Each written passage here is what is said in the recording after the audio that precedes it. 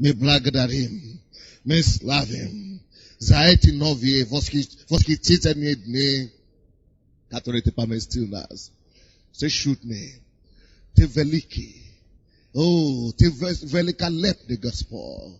Ты добрый к нам. Спасибо за жизнь. Слава тебе, Господь. Во имя Иисуса Христа. Я буду говорить, как себя понять, чтобы себя поставить сильным лидером, который будет иметь авторитет перед Богом на небе и будет иметь авторитет здесь на земле. Вы знаете, есть разница между лидерами и которые следуют курицы маленькие дети. Слепляют. Лидер это вовсе не слепляют. Огромная разница между лидером на библейском понимании и слепляют. Когда ты видишь лидер среди народа, это сразу видно. Проявляется сразу.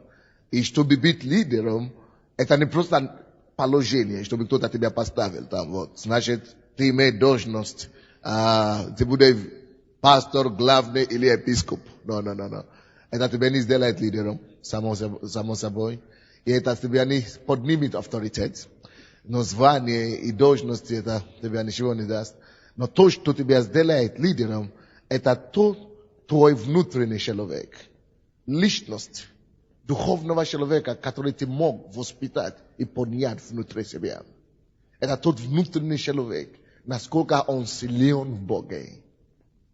Насколько это внутренний человек укреплен и силен, утвержден в Боге.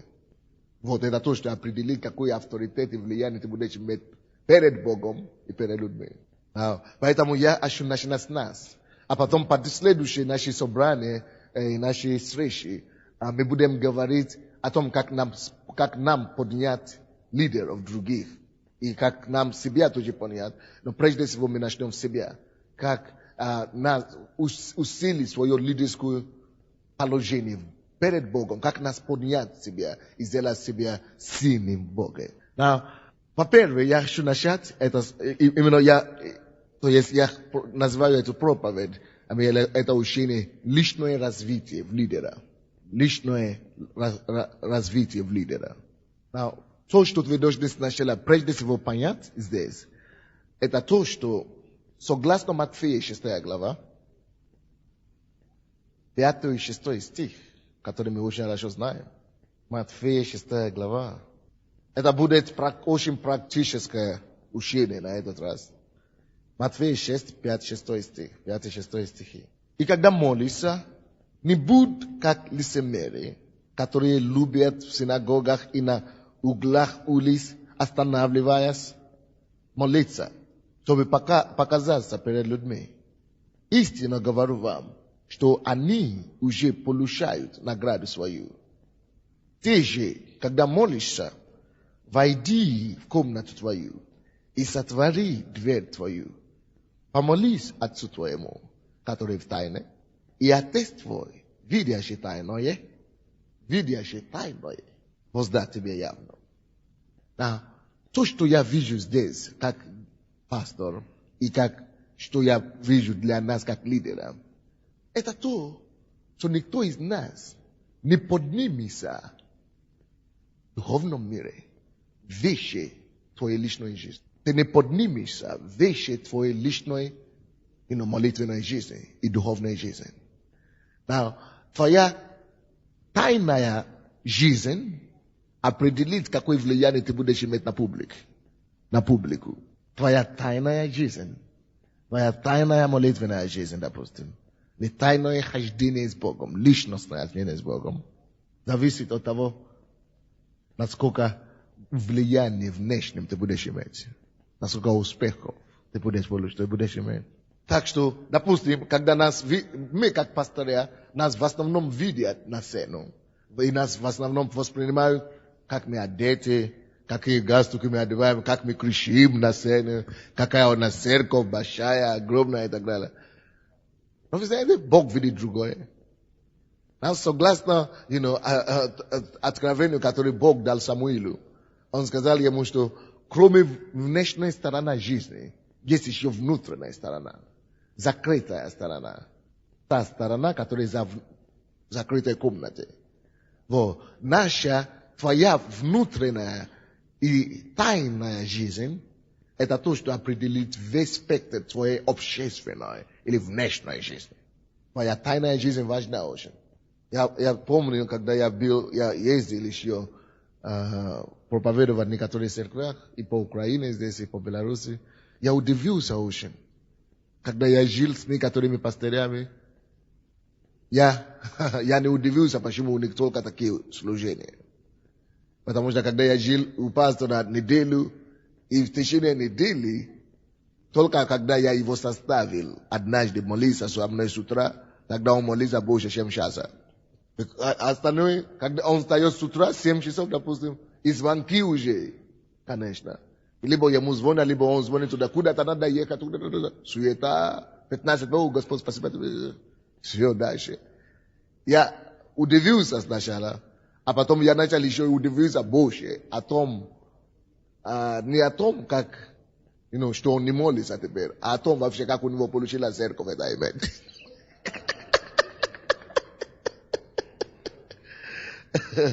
И я видел это много раз. И люди не обращаются. А когда вечером на служении, они одеты такие, аллилуйя, аминь. И все люди говорят, аминь, аллилуйя. Я говорю, слава Богу, конечно, за Божью благодать. Конечно, Божью благодать действует. Но я вижу, что секретная жизнь, личная жизнь пошли на уровне нуля. Пошли на уровне нуля. Но я хочу, чтобы мы поняли, как пасторы, которые хотят иметь успех в служении, что у нас еще должна быть личная жизнь, личное хождение.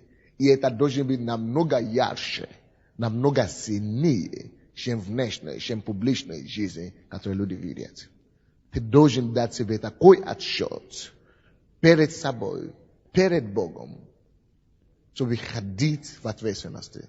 И когда ты ходишь в ответственности, перед Богом в тайной комнате, когда никто не видел, когда никто не может контролировать, тогда Бог может тебя короновать, как мы говорим, венчать, венчать публикой. Когда Бог тебя будет благословлять, насколько Он говорит, что Бог твой, который видит тайное, Он видит тайное. Он видит тайное. Он любит смотреть именно тайное. Это люди любят смотреть на явное, на открытое, на шум или на красочность. Поэтому мы делали красочные сцены. Люди любят. Это действует на них хорошо. Видите, когда ты приходишь, когда наши архитекторы, они хотели поставить серый свет наружу и поставить желтый сюда сзади, что ярко слишком. Я говорю, нет, пускай будет ярко, как раз. Менталитет людей, они хотят видеть что-то яркое. Они хотят, чтобы их настроение улучшилось, когда они входят в зал. Если они увидят серии, опять тут, весь серии, дома серии, квартиры серии, и подъезды серии, еще придет в церковь серии, не дай Бог.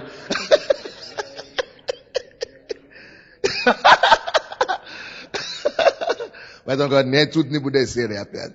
Если там, где дом культуры, который мы раньше арендовали и так далее, мы не могли ничего делать. Но тут, что мы можем что-то делать, мы изменим это. И, конечно, но это мы можем влиять только на людей таким образом. Только на людей.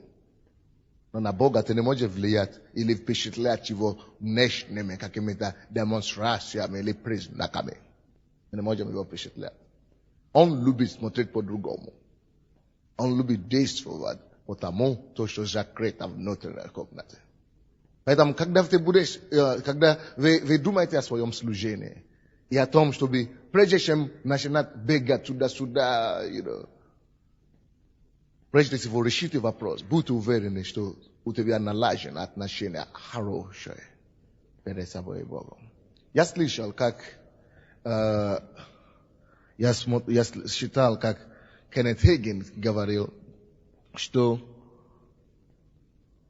если ты даже будешь сейчас в день молиться перед Богом регулярно, Просто регулярно. Он, допустим, говорит, что каждый раз он делает себе такую обещаю, чтобы молиться либо 45 минут или что-то каждый день в духе. Он говорит, когда он начал развивать такое обещание, он говорит, дары духа просто начали проявляться в его служении. Он говорит, двери сверхъестественные начали открывать. Только 45 минут. Но он это делал регулярно. Каждый день. Я даже удивился сначала. Только. Он был стабильным и в слове еще. То есть он просто, если мы будем стабильным в хождении с Богом, наше обличие изменится. Аминь. Просто у нас должен быть конкретная жизнь с Богом. И я думаю, это есть то, что определит наш... И не только молитва. Есть две вещи, о которых я хочу говорить, которые помогут вам лично, нам развивать свою личную духовную жизнь. И которые поднимет нас в настоящее лидерство. Который сделает нас настоящего лидера, который люди будут уважать, и который будет пользоваться авторитетом авторитетом перед людьми. Мы знаем, что такое лидер. Мы знаем, что лидер – это тот, кто ведет.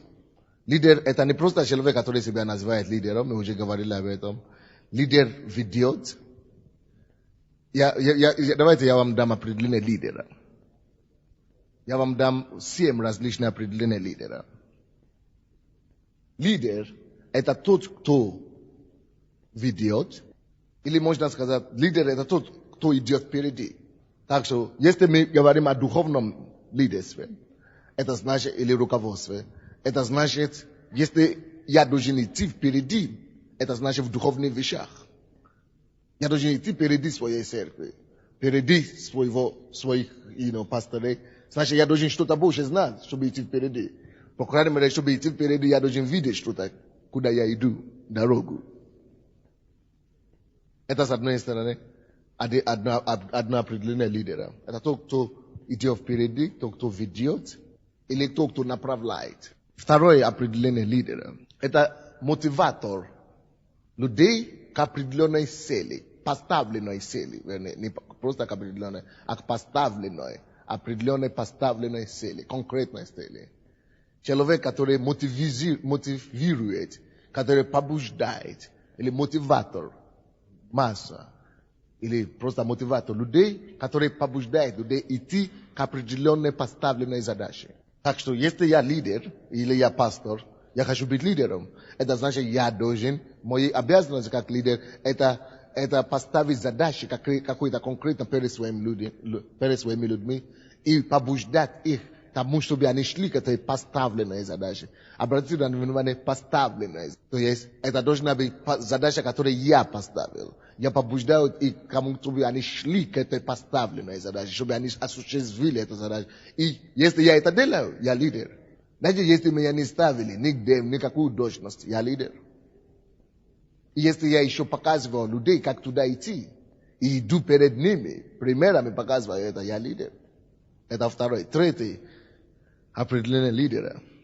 Человек, который ведет других добру, если речь идет о духовном лидере, добро или добро, через личный пример. Человек, который побуждает, который ставит пример, своим примером ведет людей. Через собственный, личный пример люди идут за ним. Потому что они любят, как он выглядит. Потому что они любят, как он ходит, как он говорит, как они хотят делать вещи, как он. Есть такие скрытые лидеры. Просто все хотят подражать, все хотят быть как они. Потому что они лидеры, это класс. Вроде бы ты не занимаешь должность, но потому что ты по твоей образ жизни, ты делаешь, ты не ждешь, пока кто-то даст тебе приказ. Ты сам идешь впереди, ты делаешь первые шаги, ты проявляешь инициативы. Это есть человек, лидер, который ведет по примеру. И люди всегда идут за такими лидерами. Аминь. Это третий, я сказал, да? Или четвертый уже? Третий. Четвертый. Лидер – это человек, который организует людей, который ставит структуру, который ведет через организацию. Лидер тоже может быть человек, который ведет через способности структурировать, да? Или структурировать. Да, структурировать или организовать людей. Структурировать, это значит организовать. Не просто сумбурно что-то делать, но человек, который умеет шаг за шагом направлять, вести, ставить цели, задачи за шагом. Который ставит задачи, который, организует людей, который организован, который умеет ставить, что где, чтобы стоять на своем месте. Человек, который вот так направляет через структуризацию организации, он лидер. Если ты пастор или ты лидер, ты не уделяешь внимание организации или структуре или порядок. Ты плохой лидер. Когда я стал пастором, я обнаружил, что я был слабым в этом направлении. И я начал работать над собой. Потому что когда я сначала стал пастором, я думал, что я только должен просто молиться и проповедовать.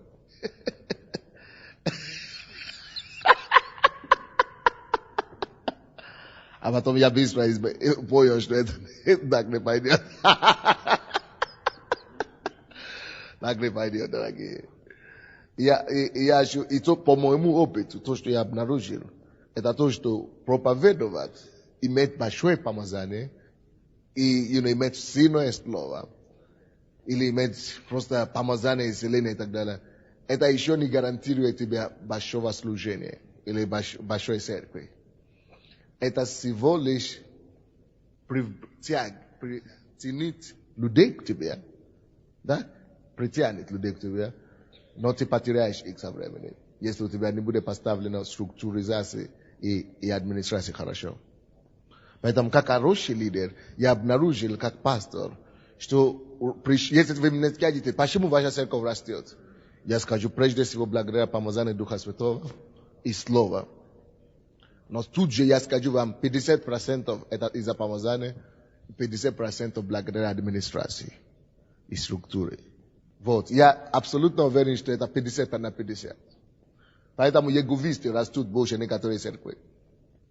И мормоны тоже. У них нет ни малейшего помазания. Духа Святого даже нет там. Но они растут благодаря администрации и структуризации. Если ты можешь делать администрацию и поставить структуры своим людям, и направлять твоих людей, и ставить их, как они должны быть, и направлять их, чтобы делать то, что они могут быть, хорошее лидерское качество. Даже если ты не помазан, ты можешь быть успешным, большим пастором. Чтобы вы просто знали на всякий случай. Может быть, кому-то это поможет.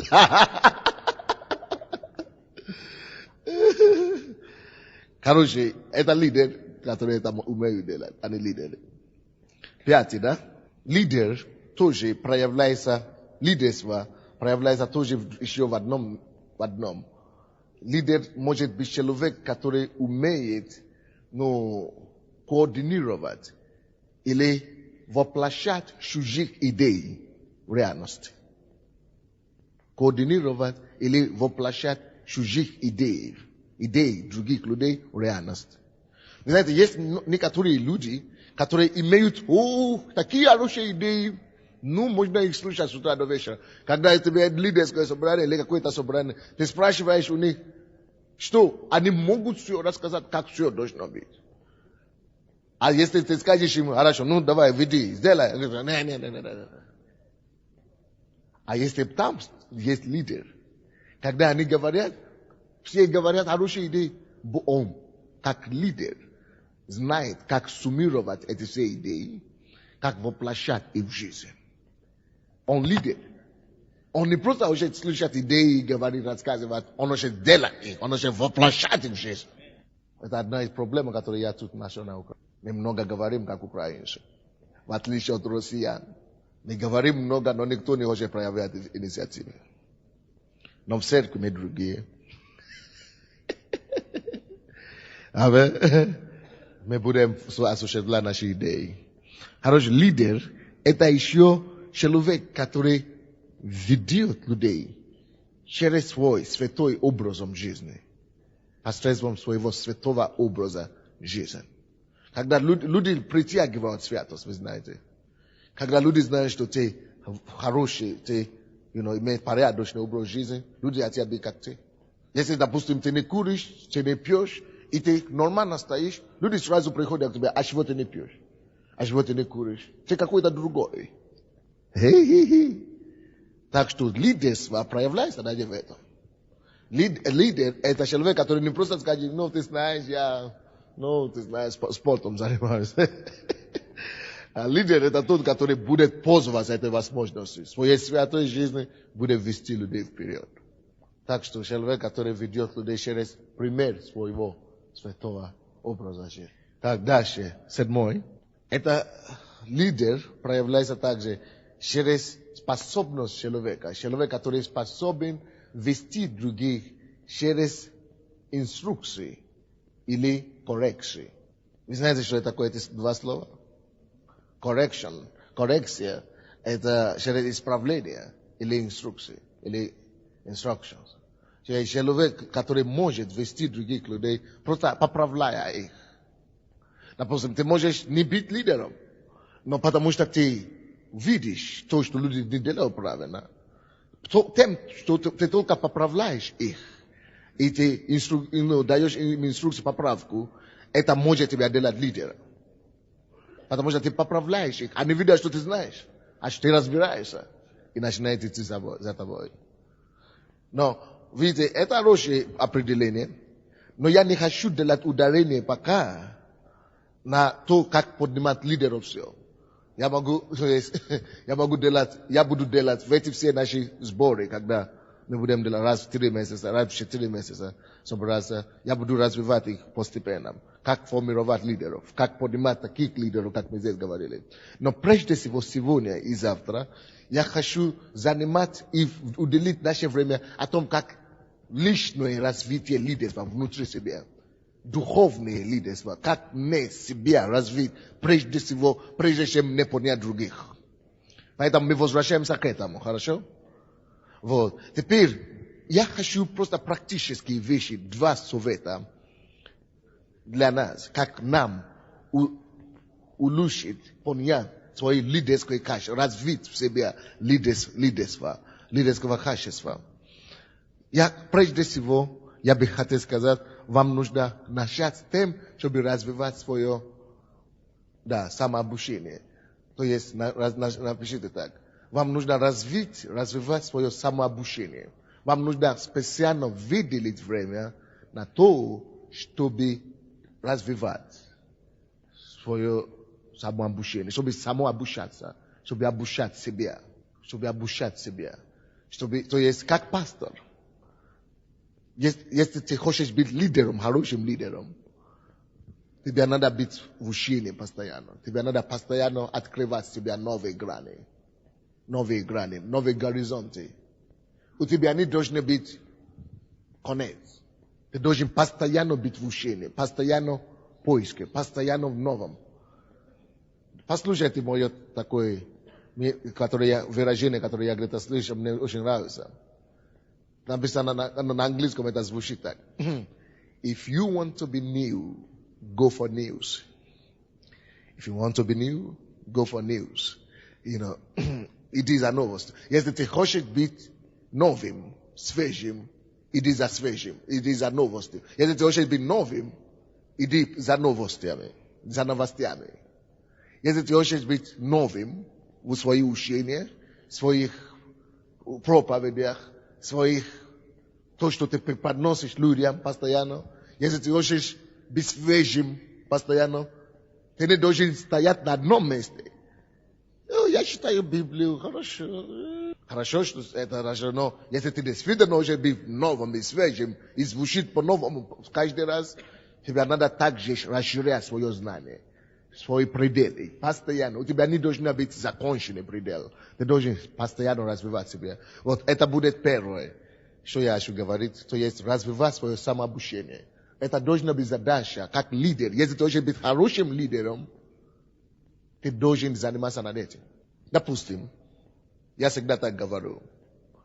Я всегда показываю. Наташа, will you stand up, please?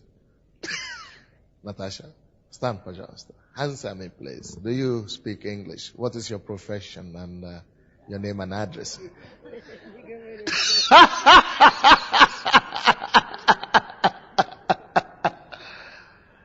Это маленький эксперимент, который говорит нам о том, что она не говорит по-английски. И причина, почему она не понимает все, что я говорил, чтобы она стала, она села.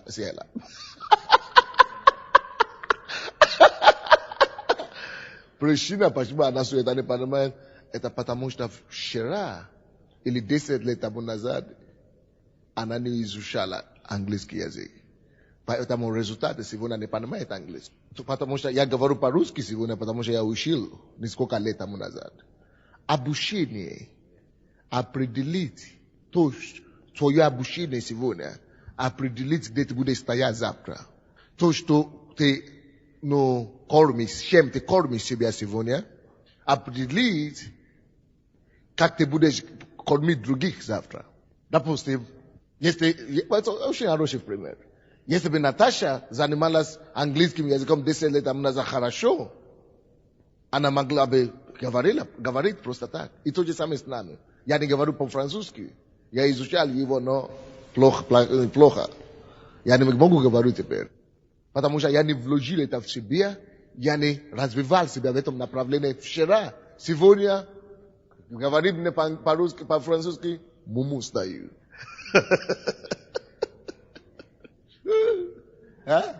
Merci beaucoup.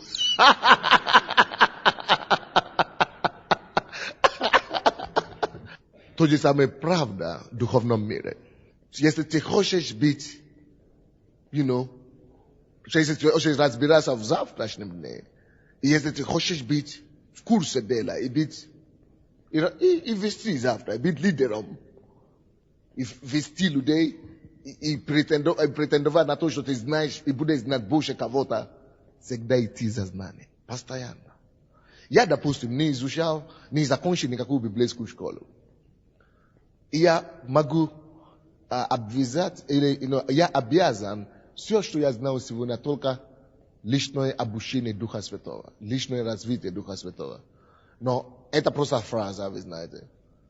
Дух Святой делает свое, но Дух Святой не возьмет Библию и вложит мне на голову. Я должен сам заниматься собой. Я должен читать Библию, а потом только тогда Дух Святой будет открывать ее мне. Поэтому давайте я вам дам практический способ, вам как пастор, как вам развивать свое самообучение, как вам развить свою жизнь в области обучения, как вам укрепить свою жизнь в области обучения. Хорошо? Это поможет нам. Это не очень духовно звучит, да? Но оно есть вещи, поэтому мы здесь для пасторского собрания. Это есть пасторское общение. Это есть вещи, это есть вклад, это есть вложение, которое завтра даст свои дивиденды. Которые даст свои проценты завтра. Так что мы будем говорить, я буду говорить о очень практических вещах, которые помогут нам, братья. Которые помогут нам.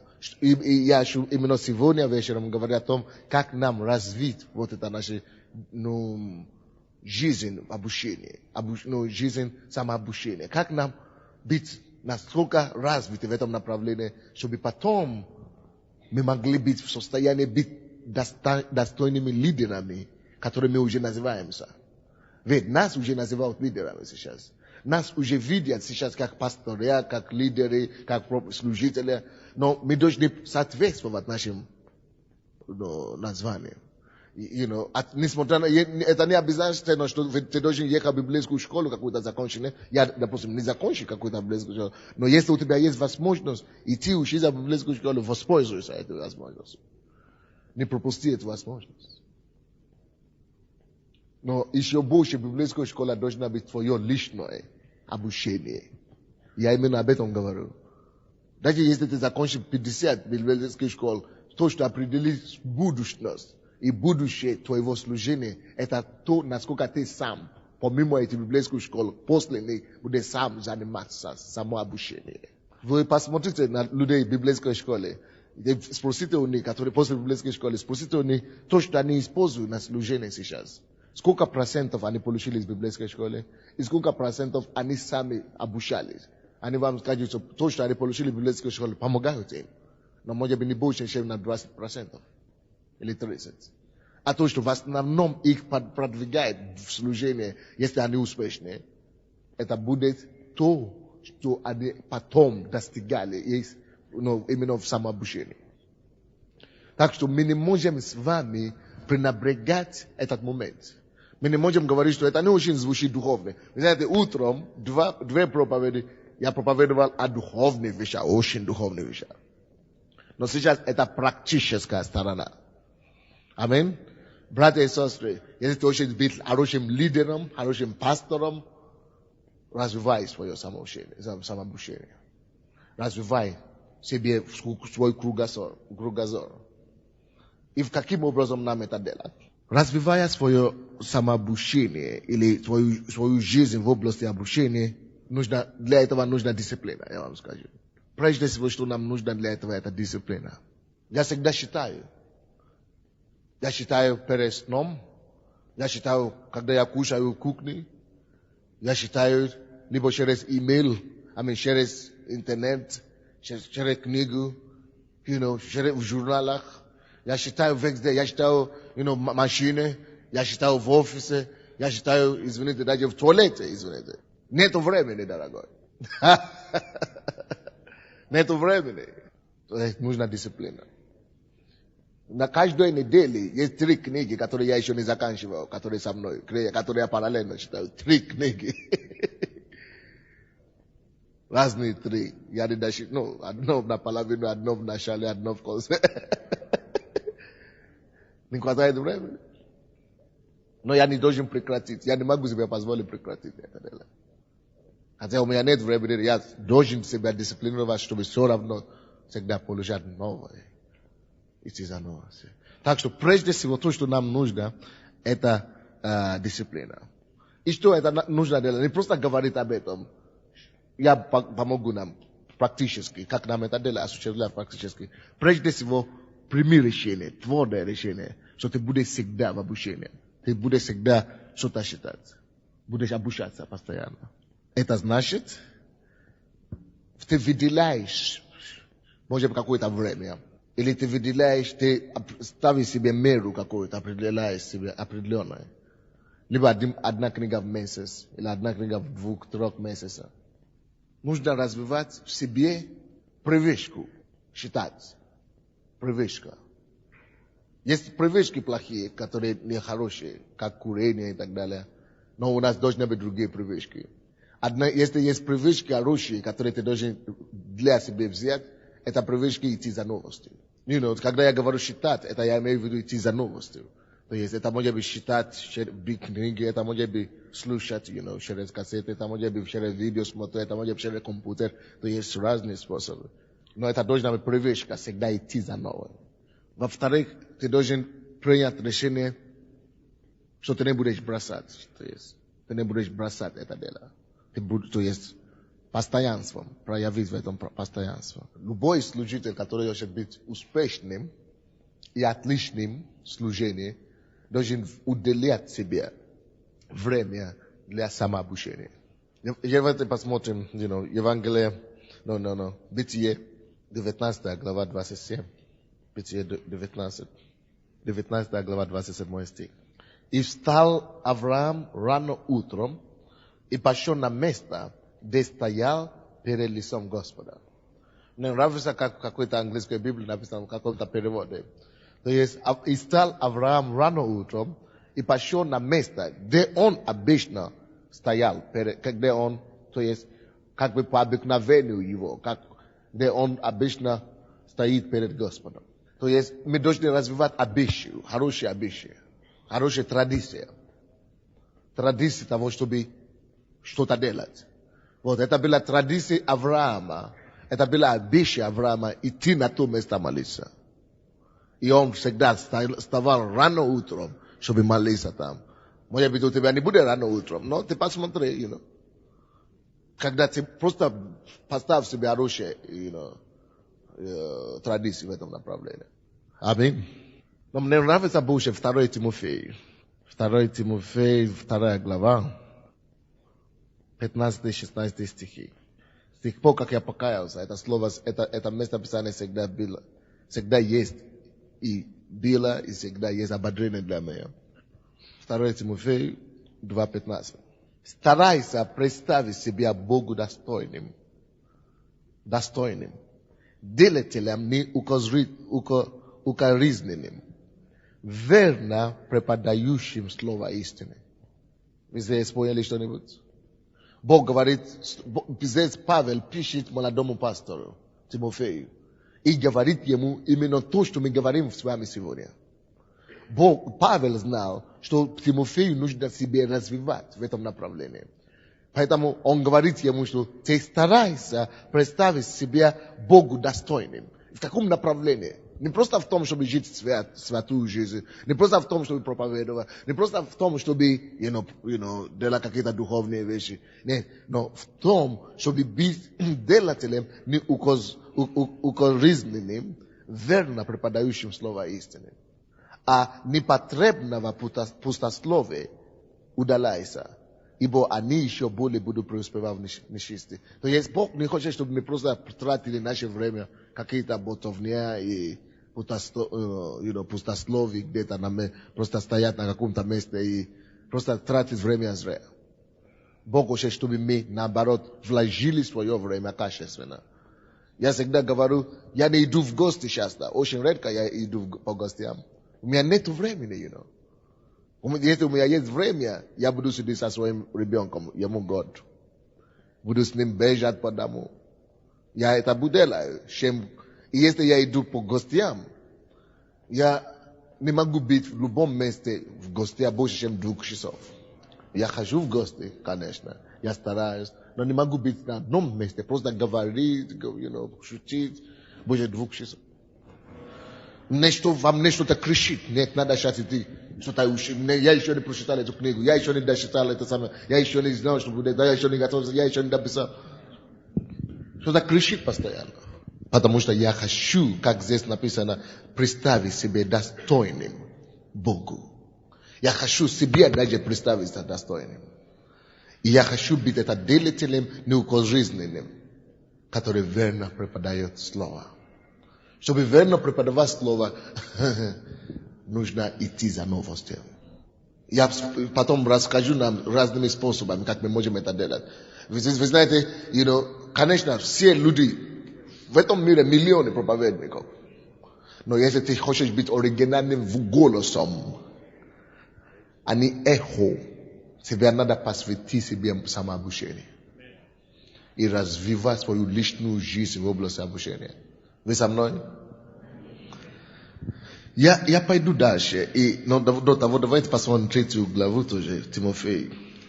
3 глава, 14 по 17 стихи. 14 по 17 стихи. А ты, то есть 3 глава, 2 Тимофею, 3 глава, 14 по 17. А ты пребывай в том, чему научен. А ты пребывай в том, чему научен. И что тебе верено, зная, кем ты научен. Притом же ты из детства знаешь Священное Писание, которые могут умудрить тебя во спасение верою во Христа Иисуса. Тимофей знал Святое Писание с самого детства. И Павел еще поощряет его, чтобы он пребывал в этом. Чем он научен. Это класс. То есть учение и обучение занимает немаловажное место в жизни лидера и служителя. Если мы это будем развивать хорошо, и иметь хорошие материалы, чтобы себя развивать, ты не можешь быть слабым лидером. Ты будешь иметь влияние перед Богом. Твой духовный и внутренний человек будет сильным и крепким. И где бы ты не пошел, это будет видно. Видит наружу то, что ты накопил внутри себя внутри.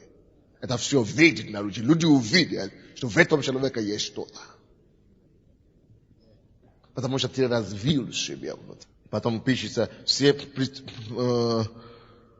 Писания Бога вдохновенно и полезно для научения, для обличения, для исправления, для наставления в праведности, да будет совершен Божий муж ко всякому доброму делу приготовлен. Место Писания, Библия поможет нам достичь все это. Аминь. Но я сейчас буду второе направление. Второй вопрос в этом саморазвитии через обучение, самообучение. Я говорю просто о важности самообучения. Первая часть. Сейчас второй вопрос под этим. Самообучение. Прежде всего, я говорю о важности самообучения. Теперь, что учить, можно так сказать, что учить? То есть, практически, в чем обучаться, как учиться, или что учить? Как это? Это понятно, а? Теме, чему обучаться, да? Чему и как обучаться, да? Может быть, чему сейчас, а потом третья часть будет методика и стратегия обучения. Это будет третий. Но сейчас, чему? Или чему обучаться? А? Или откуда брать? Что учить? То есть чему обучаться? Тут я думаю, что нужно нам обучаться в широкой спектре. Нам нужно быть образованным. И нам нужно быть развитыми, как лидеры. Лидер должен иметь развитие в широком смысле слова. Он должен иметь в широком спектре обучения. То есть. Но первое, как духовный лидер, чему мы должны обучаться, и наш источник обучения, это есть Библия. Если я должен заниматься самообучением, я должен прежде всего посвятить себе изучению Библии. В настоящее время я видел себя, как я переходил 3 стадии в изучении Библии. 3 разные этапы. Первый этап, это когда я покаялся, все для меня почти новое. Все было новое. Когда я открываю, я нахожу что-то новое в Библии. Это одна стадия, которую я прошел, когда я изучал Библию. Вторая стадия, которую я сейчас прошел, после того, как я начал изучать Библию, это стадия, когда я начал получить откровение из Библии. Получить рему. И теперь я обнаружил для себя, что Бог меня проводит через третий этап в изучении Библии. Когда я не просто получал рему, но когда я вижу Библию как картины, когда я начинаю видеть образ Иисуса и Бога в действии в Библии. И я теперь вижу, что Бог меня уже проводит в следующий этап, 4-й этап, когда я изучал Библию. Когда я начинаю видеть себя в Библии. Это интересный этап. Когда я начинаю видеть себя, это 4-й этап. Может быть, вы заметили, что у вас тоже что-то подобное. Но, допустим, я не мог себе представить это раньше. Но я вижу. То есть, Библия всегда будет источником. Это всегда будет месторождение такое, что ты не сможешь исчерпать его никогда. Это основное. Это есть источник знаний. Это есть плацдарм знаний вообще. Все другие книги и другие мыслители имеют свои корни из Библии. Так что это всего, это основа всего. Если я изучаю что-то, я думаю, что Библия должна заниматься 50% всех моих обучений. Остальные средства обучения должны быть, остальные 50% должны быть уделены всем остальным. Но я хочу, чтобы вы знали, что как проповедник и как перспективный и хороший лидер, ты не можешь ограничиваться своим обучением только Библией. Нельзя. Поэтому чему нам учиться, кроме Библии, откуда нам брать? Кроме Библии, очень важно, чтобы мы еще с вами второе изучали и читали христианские литературы, разные издания. И тут тоже я хочу сказать, что когда мы читаем христианские литературы, должны быть разные этапы. Допустим, когда я сначала покаялся, попала ко мне в руки книги Кеннета Хейгена, «Власть верующего» и так далее. Но сейчас я больше не читаю такие книги. Вы удивитесь, да? Если я читаю их, просто для того, чтобы, как вам сказать, чтобы освежиться, чтобы прогуляться, как это, for leisure, leisure, for отдых, for развлечься, да, допустим, почему я это говорю?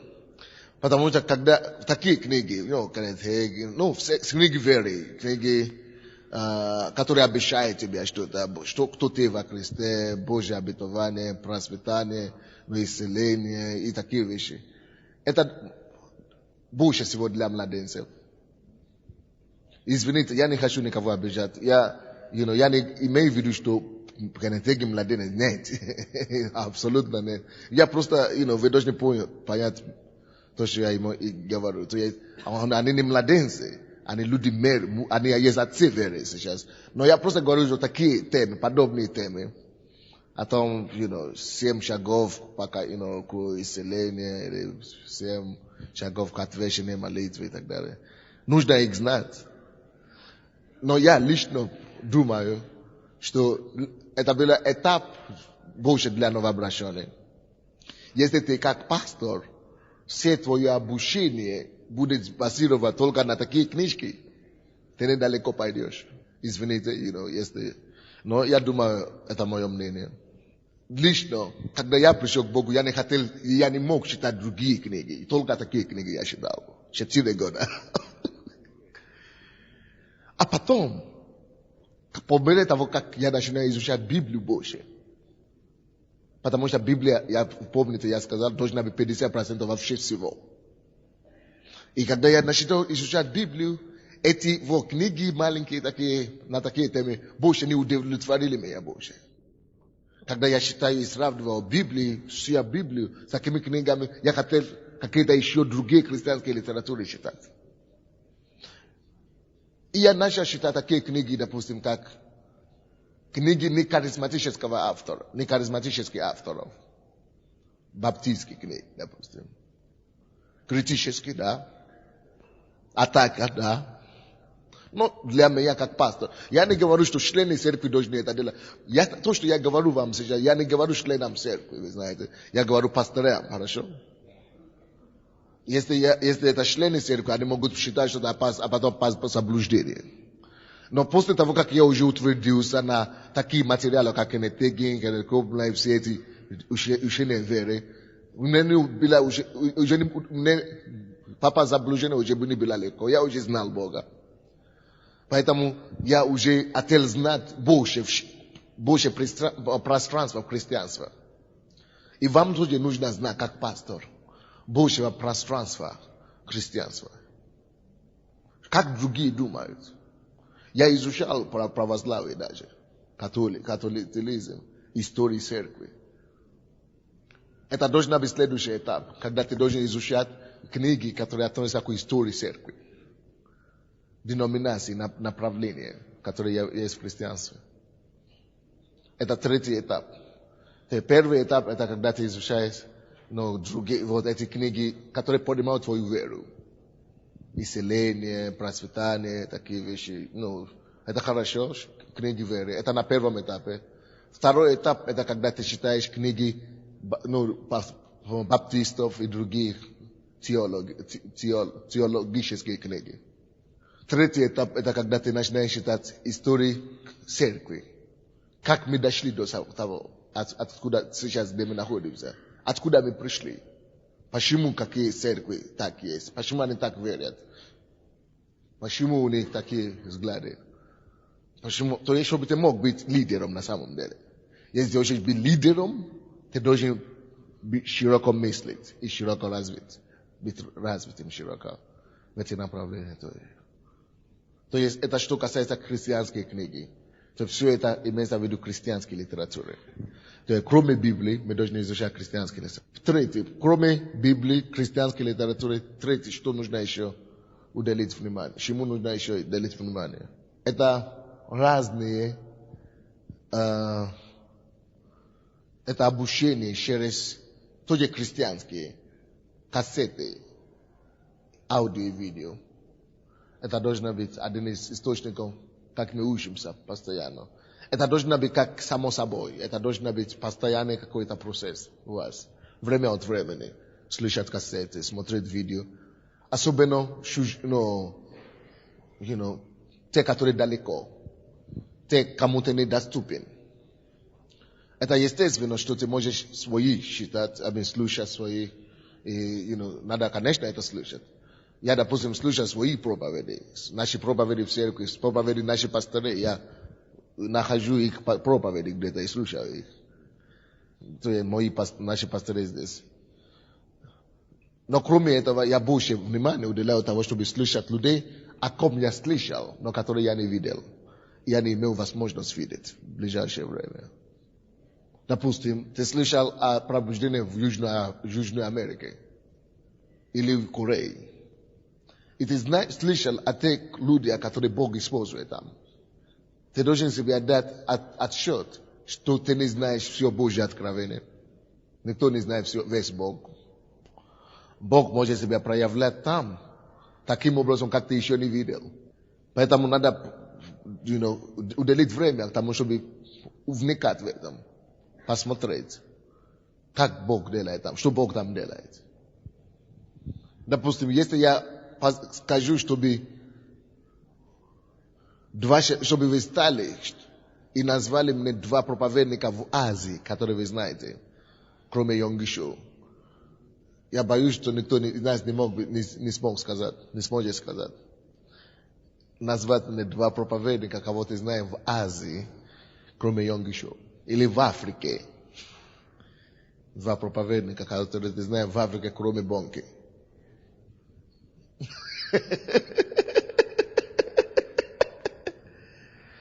Может быть, даже в Европе некоторые не знают.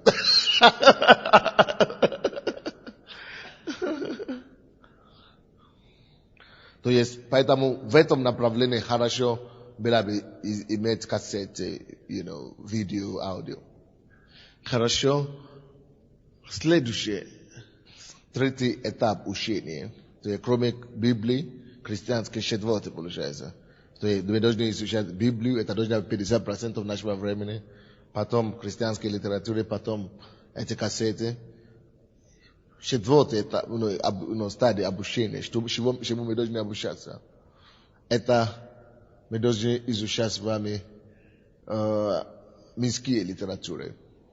Не Агаты Кристи, не Агаты Кристи, или Джеймс Эдли Чейз, no.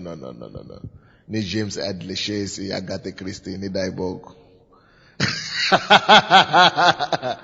Не романсы, не об этом речь.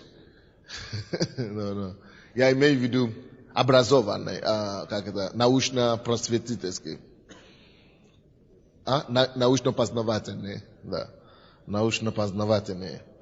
То есть вещи, которые тебе помогут. Допустим, когда я был студентом, я был хорошим студентом, я изучал марксизм. Я изучал марксизм-ленинизм. Я изучал научный атеизм. Я особенно хорошо проявил себя в этом, философию. Потому что я знал, что они меня очень много дали.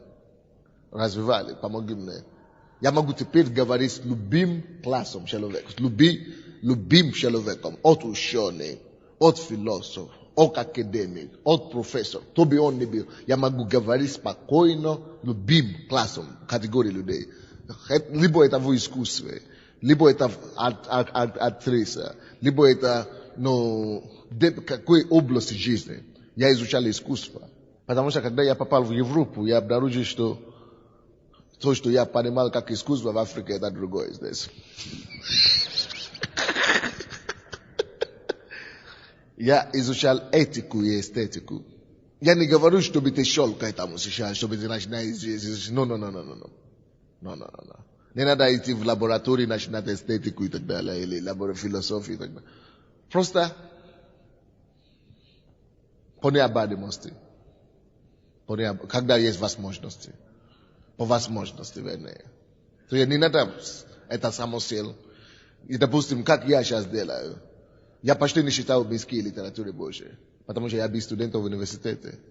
Я имел не просто бакалавр, я имел магистр наук, стадию. Поэтому я успел изучать все эти вещи. Поэтому тот багаж, который у меня есть, хватает, я сейчас не влазу туда. Я еще читаю мирские вещи. Но я считаю, теперь только в области статистики. Тоже вам нужно это тоже. Статистики, данные. Допустим, если я хочу знать о экологической ситуации в мире, или я хочу знать о политической ситуации в мире, или я хочу знать об экономической ситуации в мире. Вот такие вещи в направлении статистики. Это сделает тебя хорошим лидером. Это сделает тебя грамотным и человеком широкого мышления. Есть классики, которые я раньше читал, классики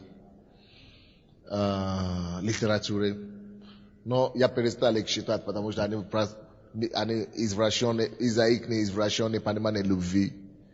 Пушкин, Толстого, Достоевского. Но я больше их не читаю. Они мало что-то понимают. Они все от Библии стараются писать. Но я это читал просто ради того, чтобы я мог разговаривать с людьми. И все. Просто потому что наши люди так мыслят в этом направлении. То есть только из-за этого. Но не надо тратить время на это. Если поставить это все под процентом, вот это то, что я говорю, должно быть 1% из вашего времени. Не больше. Или 2%. То есть это не основное, не надо себе. Но то, что может требовать ваше время, то, что может стоить того, чтобы уделить время, чему можно уделить время, ваше время, это все информация, которая касается вашей местности, где вы находитесь. Допустим, если я нахожусь в Киеве, я хочу знать все о Киеве. Я хочу знать, допустим, 20% о прошлом Киеве. Я хочу знать 30% о недавнем прошлом Киева. И я хочу знать 50% о настоящем Киеве. 20% о далеком прошлом Украины, допустим, Украины. 30% о недалеком прошлой Украины и 50% о настоящей Украине. Я знаю все, что касается политики, экономики. Может быть, не все, но я знаю больше, чем среднего. Я знаю больше, чем 50% информации. Я всегда смотрю новости или читаю. Я всегда в курсе дела.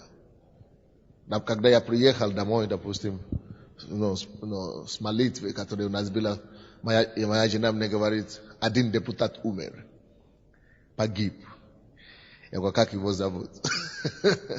Она мне говорит, лидер Руха. Я знал, что это такое хорошо. Я знал, что он верил. Я знал все лидеры фракций. Я знал примерно, сколько у них влияния, сколько у них власть в стране.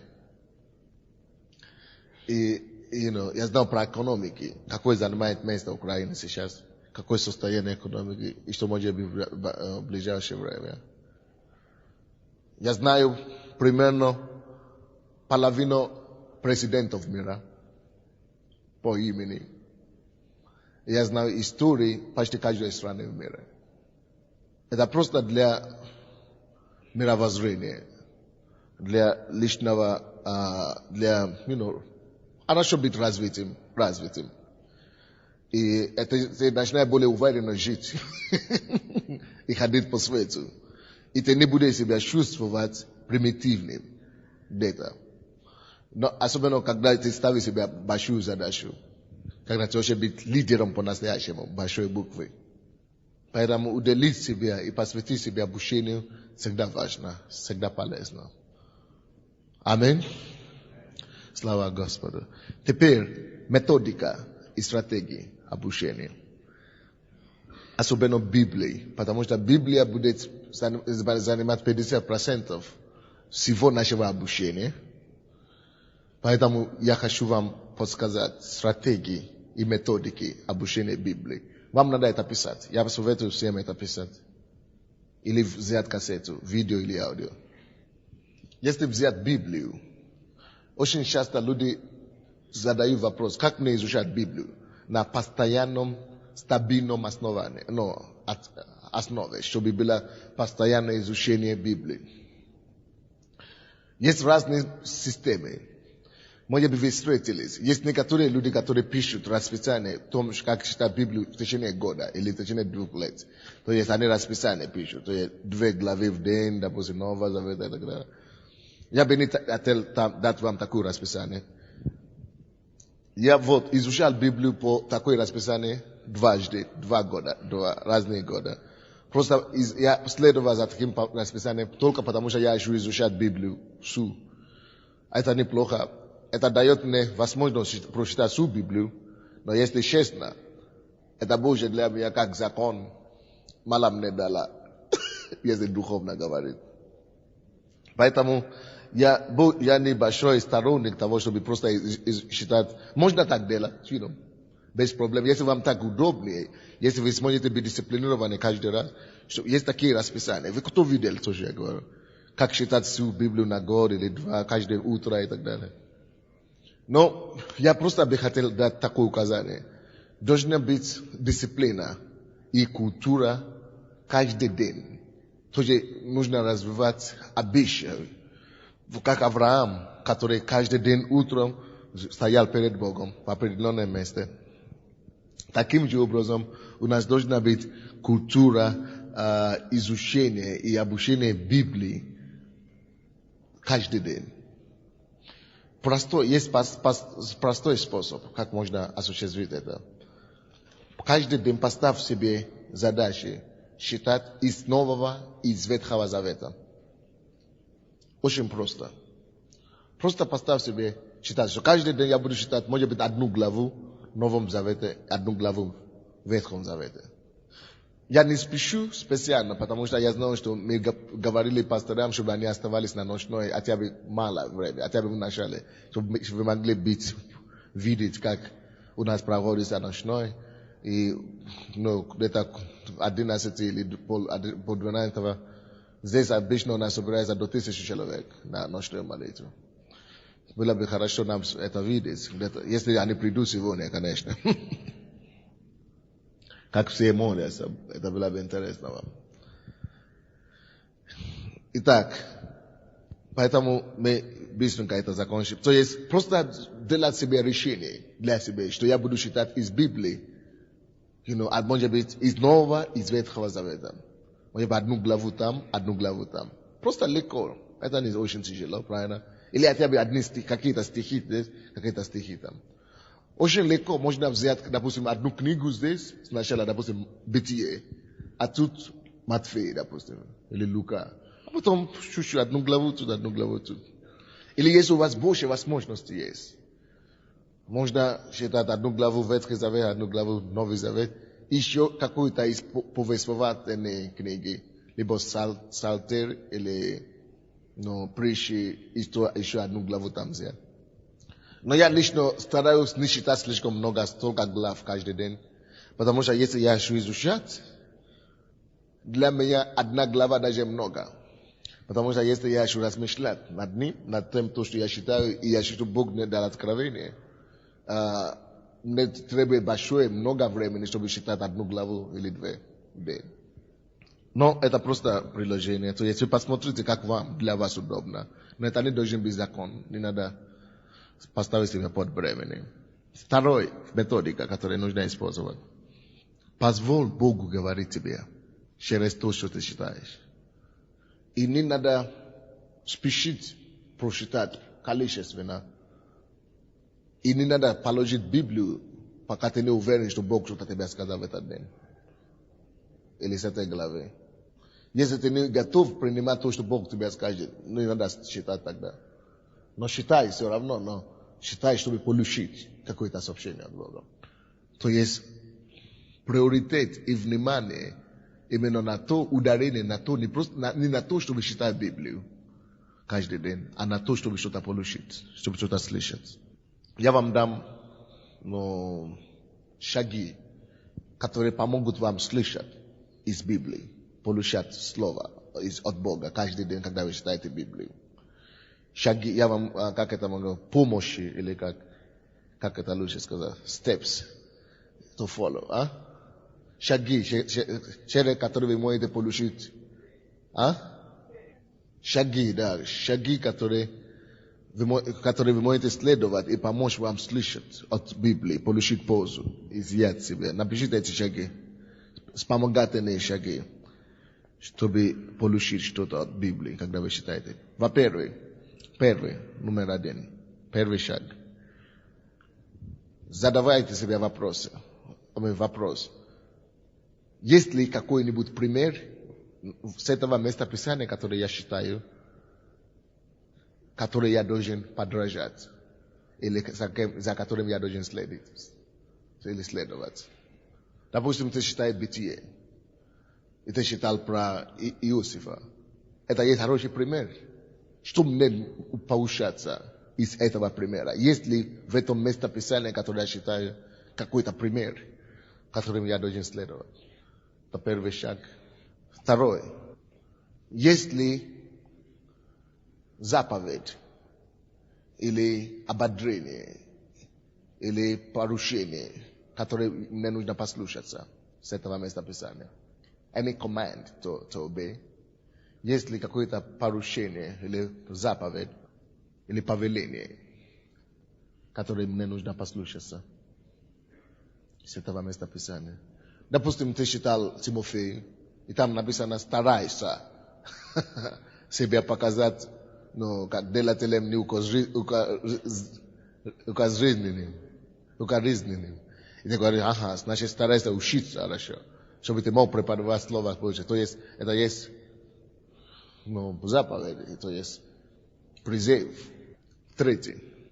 Есть ли ошибка в моей жизни, который это местописание, указывает ли это местописание, или это тест на какую-то ошибку в мою жизнь, которую нужно исправить?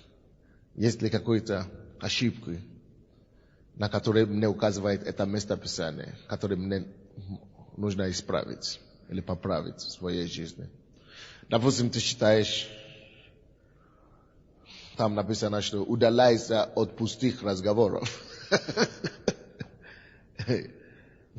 Особенно, когда я лично, мне достает часто, когда я читал какое-то местописание и говорит, что пустословие и смехословство убегает, и я говорю: молодец, это для меня сегодня. Я много смеюсь. То есть просто пример. Надо видеть, есть ли что-то, которое мне нужно исправить, которое это местописание мне подсказывает исправить. Есть ли что-то, что нужно исправить в своей жизни? Это третий, да? Четвертый. Есть ли какое-то обещание, обетование там для меня? Допустим, ты читаешь Исаии, может быть, 54 глава, и там говорится, допустим: никакое оружие, сделано против тебя, не будет успешным. Ты не должен думать, это для Израиля. Ты не должен думать, что это для Израиля. Это есть обещание для тебя.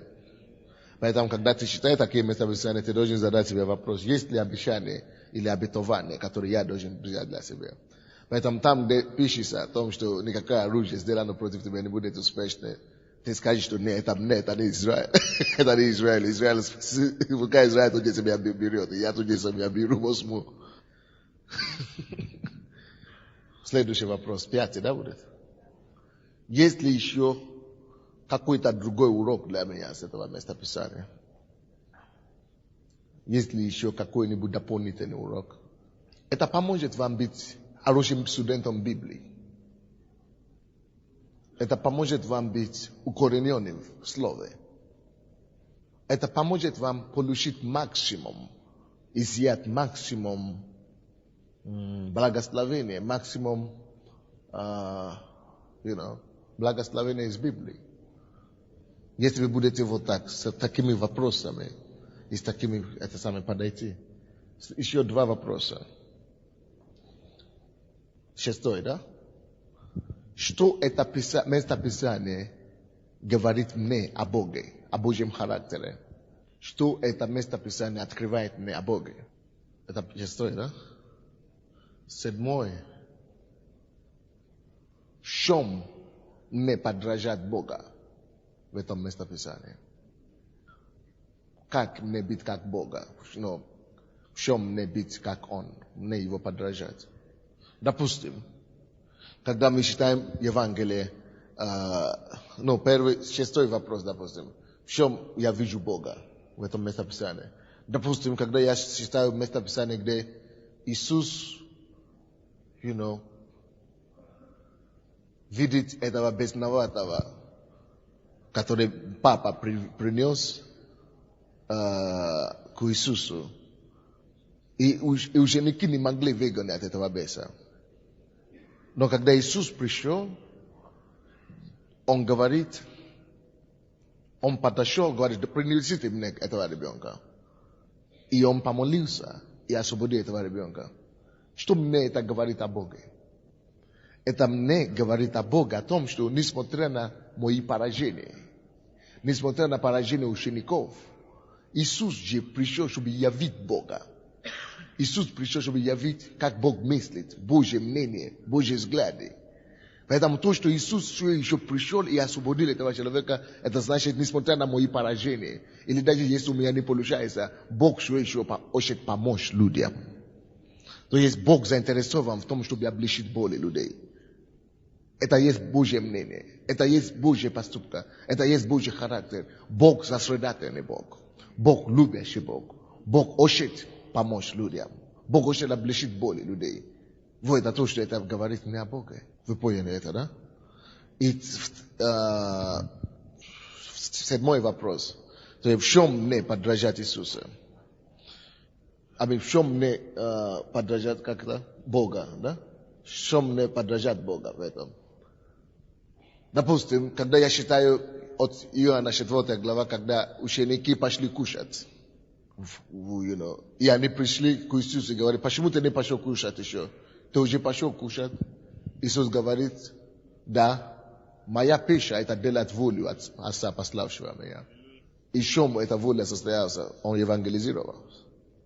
И в чем мне подражать Бога в этом местописании? Я должен поставить желание угодить Богу выше, чем мои личные интересы.